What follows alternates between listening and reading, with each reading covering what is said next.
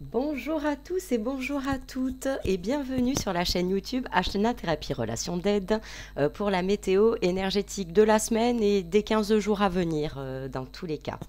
Alors aujourd'hui c'est Halloween, je vais vous expliquer un petit peu, vous faire une petite histoire autour de ça, un petit peu expliquer d'où ça vient Halloween. Alors il y en a qui le savent, d'autres pas, mais Halloween est de base pour beaucoup pour des fêtes païennes, la fête de Samhain. Alors qu'est-ce que c'est cette fête? À l'époque, d'accord, c'était la récolte, la moisson. Et Samhain représentait le dernier jour de l'été et le premier jour de l'hiver. À ça, qu'est-ce qu'on célèbre du coup? Bon, on célèbre nos morts. Bah, chez nous aussi, c'est pareil, hein, d'accord, pour la Toussaint et le jour des morts. Donc la Toussaint, c'est demain. Et le jour des morts, c'est le 2 novembre. Qu'est-ce qui se passe dans cette période de transition, en fait? Le monde invisible est très instable et rencontre sur cette instabilité le monde du visible. Voilà pourquoi aussi on célèbre nos morts, d'accord. Pourquoi? Parce qu'effectivement, le contact est beaucoup plus facile. Alors, vous me direz, oui, contact facile, oui et non. Effectivement, ces deux mondes-là se rencontrent en fait à cette période-là. Voilà ce que représente la fête de Samhain ou donc la fête d'Halloween. Les racines, voilà, de cette journée, c'est un festival de récolte celtique, la moisson. Alors, qu'est-ce qui va se passer en ce jour de Saint-Quentin? Donc, bonne fête les Quentins. Voilà, qu'est-ce qui va se passer? Alors, j'ai beaucoup canalisé. Pour ça, j'ai pris des notes, hein, parce que là, vraiment, ça a donné.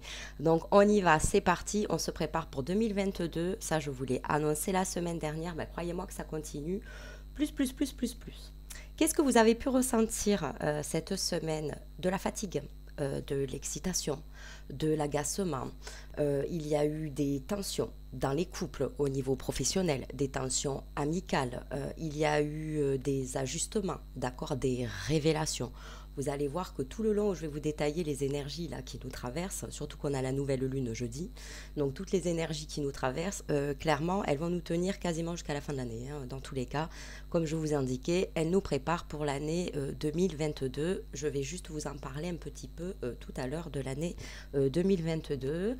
On ferme les portes, armement des toboggans, on boucle sa ceinture et on y va parce que c'est parti. Alors qu'est-ce qui se passe? Il y a beaucoup de nettoyage en cours, d'accord, des nuits qui sont agitées, des nuits beaucoup plus courtes, ça je vous l'avais déjà indiqué au préalable.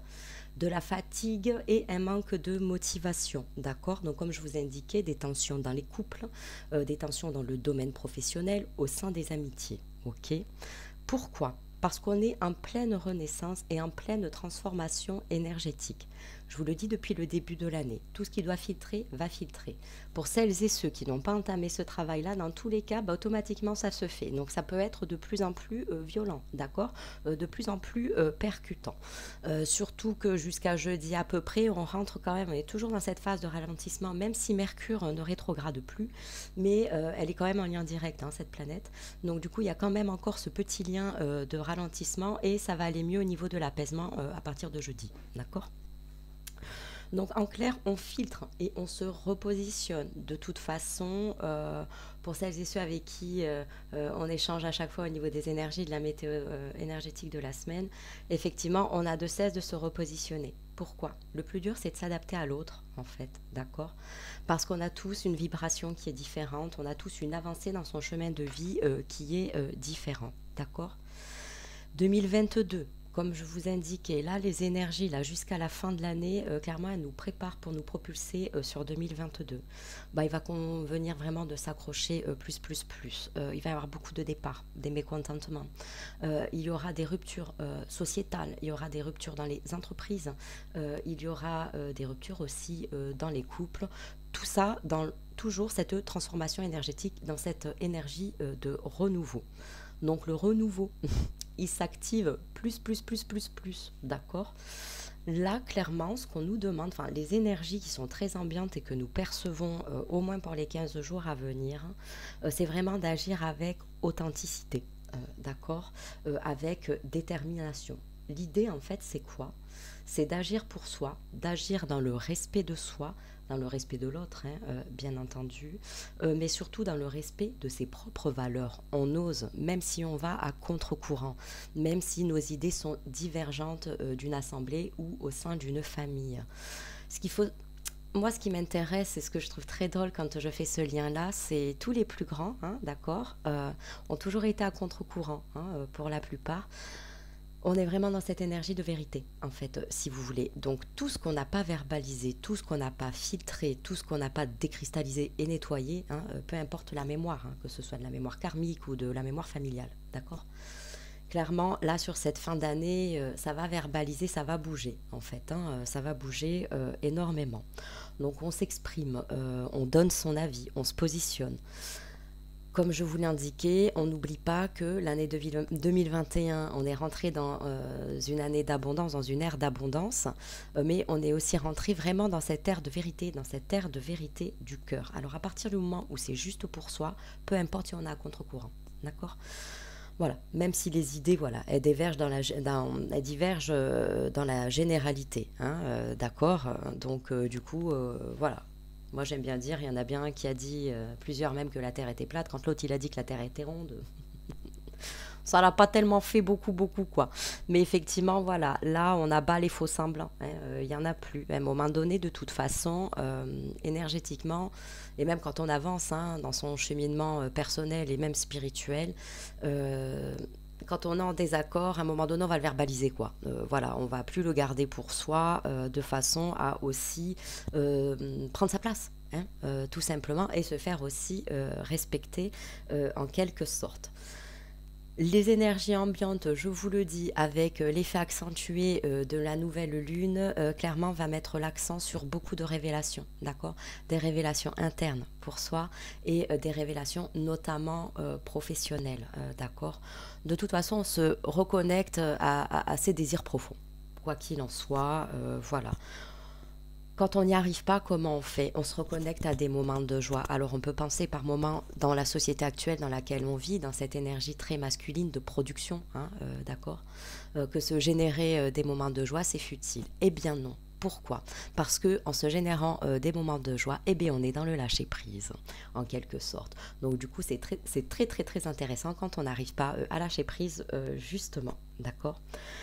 On garde l'esprit ouvert parce qu'on va accueillir beaucoup de choses, donc des révélations, comme je vous disais, des jolis changements au niveau professionnel, d'accord?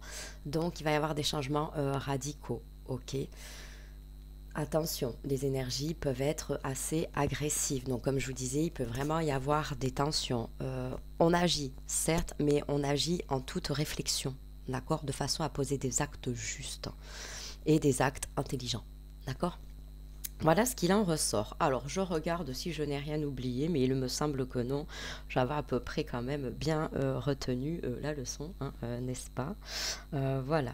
Donc oui, on sort des faux semblants, la vérité du cœur, on pose des actions, on ne se précipite pas. Voilà, les semaines à venir vont être riches de toute façon en révélations jusqu'à la fin de l'année, quoi qu'il advienne, hein, d'accord? Donc on se prépare et on prend soin de soi, surtout.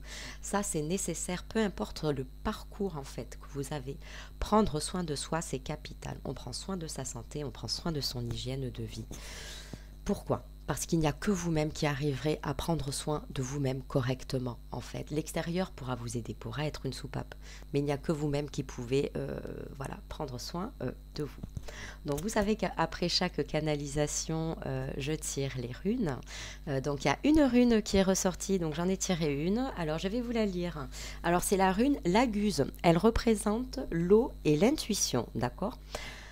Eh bien, je l'ai bien aimée cette rune, surtout sur cette date-là, le 31 octobre, donc date de transition donc sur un rite celtique, d'accord, donc Samhain, comme je vous expliquais, où on passe de l'été à l'hiver, où c'est vraiment un festival de récolte, de moisson, d'accord. En tant qu'Espagnole que je suis, eh ben, c'est el Día de los Muertos, hein, voilà, donc on les célèbre aussi. Ben, clairement, je vous donnerai voilà, ce que je fais quand il s'agit de la fête d'Halloween et du 31 pour mes défunts. Donc l'eau et l'intuition, j'ai trouvé ça fabuleux parce qu'effectivement, Halloween dans tous les cas, donc dans l'inconscient collectif, on regarde des films d'horreur, etc. On se déguise en monstre. Donc moi, c'est voilà, un gentil mélange de tout ça. Mais les sorcières, etc. Mais effectivement, là, c'est aussi la tangente et le palier entre le visible et l'invisible. Donc ça, c'est extraordinaire, d'accord. L'eau sur cette rune, je l'ai trouvée magique. Pourquoi? Parce que pour celles et ceux qui ont participé, enfin pour celles surtout notamment qui ont participé à la première édition du Cercle des Femmes de la Lune que j'avais donné voilà, en visio, effectivement, on peut faire de l'eau de lune. Dans notre mémoire cellulaire, notre corps est constitué à plus de 70% d'eau. Et donc, du coup, l'intuition mêlée à cette date-là, j'ai trouvé ça juste magnifique, tout en sachant que la rune, lorsque je la tire pour la météo énergétique, c'est toujours du hasard, hein, c'est comme les cartes, c'est pareil. Donc, l'eau et l'intuition, la guse. On se fie à sa petite voix intérieure, du coup, d'accord? Là, les intuitions vont être très, très, très marquées.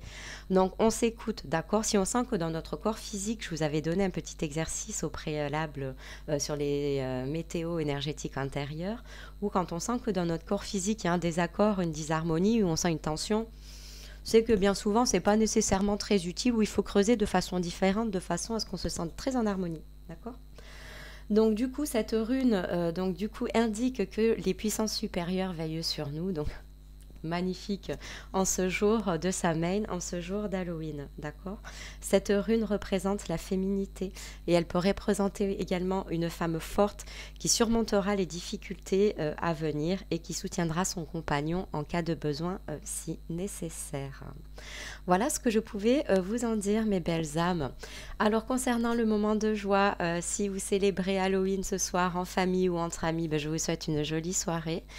Pour célébrer vos morts, vous pouvez effectivement faire un petit autel avec des photos éventuelles si vous en avez, allumer une petite bougie à chacun pour leur souhaiter déjà la bienvenue ce soir pour ce beau portail énergétique de renouveau, d'accord? Vous pouvez leur envoyer tout leur amour, disposer des pétales de fleurs fraîches ou non, disposer des offrandes, de la nourriture si vous le souhaitez. Voilà, comme un petit peu dans Coco, ok, là c'est vous et votre cœur qui parlent, mais célébrez-les comme vous le souhaitez, toujours avec amour et bienveillance. Je vous souhaite une jolie soirée, une bonne fête d'Halloween ou une bonne fête de Samhain. Namasté mes jolis jolis, à bientôt.